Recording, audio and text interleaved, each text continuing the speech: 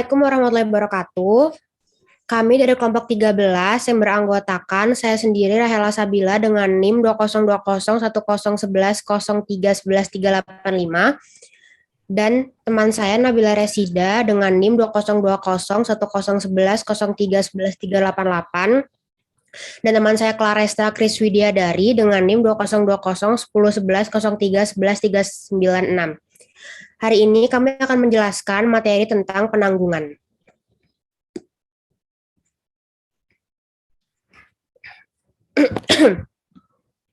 Pengertian. Perjanjian penanggungan diatur dalam buku ketiga Kitab Undang-Undang Hukum Perdata KUH Perdata, yaitu dalam pasal 1820 sampai dengan pasal 1850 KUH Perdata. Pasal 1820 KUH Perdata menyebutkan bahwa penanggungan adalah suatu perjanjian dengan mana seorang pihak ketiga guna kepentingan si berpiutang mengikatkan diri untuk memenuhi perikatan si berutang manakala orang ini sendiri tidak memenuhinya. Jadi, menurut ketentuan pasal 1820 KUH Perdata tersebut, tujuan dari diadakannya perjanjian penanggungan adalah untuk kepentingan si berpiutang atau kreditur, maksudnya adalah untuk menjamin pemenuhan hak-hak si berpiutang apabila pihak yang berutang tidak dapat memenuhi kewajibannya. Perjanjian penanggungan merupakan bagian dari perjanjian jaminan yang banyak ditemui dalam perjanjian kredit. Jaminan kebendaan yang diberikan oleh seorang yang berutang dalam perjanjian pinjam-meminjam dapat berupa barang tetap ataupun barang bergerak. A. Dalam hal jaminan itu berupa barang bergerak, maka akan menimbulkan perjanjian gadai. B. Dalam hal jaminan itu berupa barang tetap, maka akan menimbulkan perjanjian hipotek. C. Dalam hal jaminan berupa orang, maka akan menimbulkan perjanjian penanggungan. Pihak penanggung tidak harus selalu orang pribadi, tetapi dapat juga suatu badan hukum. Pada umumnya, masyarakat mengenal perkataan borg sebagai jaminan barang, padahal dalam pengertian yuridis, borg adalah jaminan berupa orang. Dari pengertian secara yuridis inilah maka timbul perjanjian penanggungan atau borgtoch. Yang dapat dimintai sebagai jaminan orang tidaklah sembarang orang, melainkan orang yang betul-betul akan sanggup membayar utang debitur. Apabila pihak debitur tidak mampu membayar utangnya. Mengenai seseorang yang dapat diajukan sebagai penanggung diatur dalam pasal 1827 KUH Perdata yang menyebutkan bahwa si berutang yang diwajibkan memberikan seorang penanggung harus mengajukan seorang yang mempunyai kecakan untuk mengikatkan dirinya, yang cukup mampu untuk memenuhi perikatannya, dan yang berdiam di wilayah Indonesia. Selanjutnya akan dibacakan oleh teman saya, Claresta.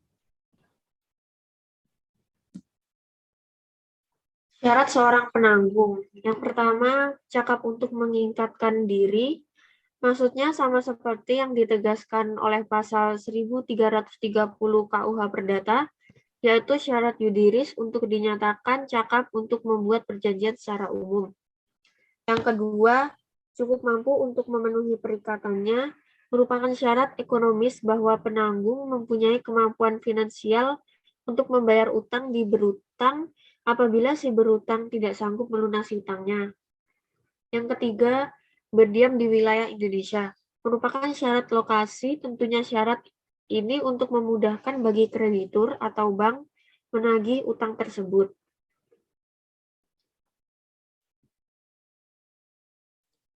Apabila dalam suatu perjanjian kredit, pihak debitur mengajukan kepada pihak kreditur atau bank, pihak ketiga sebagai penjamin, maka dalam hal ini akan terjadi dua kali perjanjian, yaitu yang pertama, perjanjian kredit yang terjadi antara bank dengan debitur, yang kedua, perjanjian penanggungan antara bank dan debitur dengan pihak ketiga tersebut. Perjanjian yang pertama, perjanjian kredit, merupakan perjanjian pokok atau prinsipal, sedangkan perjanjian kedua yaitu perjanjian penanggungan merupakan perjanjian tambahan atau perjanjian asesor. Pengertian perjanjian tambahan atau perjanjian asesor yaitu perjanjian yang mengikuti pada perjanjian pokoknya. Apabila perjanjian pokok berakhir, maka secara otomatis perjanjian asesor akan berakhir pula. Apabila terjadi perjanjian pokok, maka barulah perjanjian asesor akan ada. Dan selama perjanjian pokok tidak ada, maka perjanjian asesor tidak akan pernah ada.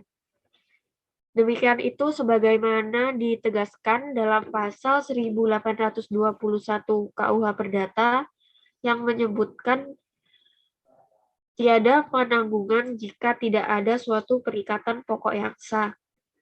Dan dapatlah seorang memajukan diri sebagai penanggung untuk suatu perikatan, biarpun perikatan itu dapat dibatalkan dengan suatu tangkisan yang hanya mengenai dirinya pribadi si berutang, misalnya dalam hal belum dewasaan. Selanjutnya akan dijelaskan oleh Nabila. Asas seorang penanggung.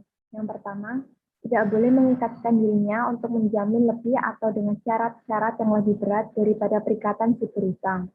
Yang kedua, hanya diperbolehkan untuk menanggung sebagian saja dari utangnya debitur, ataupun dengan syarat-syarat yang lebih ringan daripada perikatan yang dibuat antara kreditur dan debitur.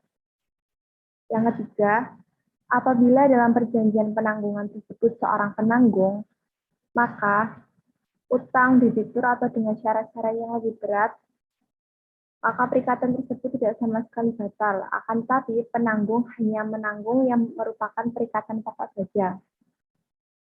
Dalam perjanjian yang akan membawa beberapa kemungkinan akibat pada pihak penanggung itu sendiri, yaitu yang pertama, pihak penanggung tidak menggantikan kedudukan si berpiutang. Yang kedua, pihak penanggung menggantikan kedudukan si berpiutang atau biasa disebut dengan subrogasi.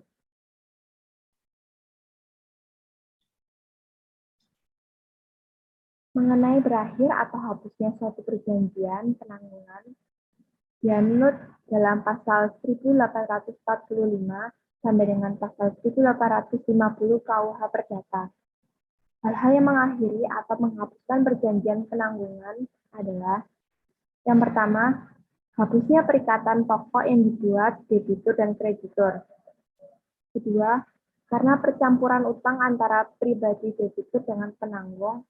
Ketiga, penanggung menggunakan tangkisan terhadap kreditur yang dipakai oleh debitur.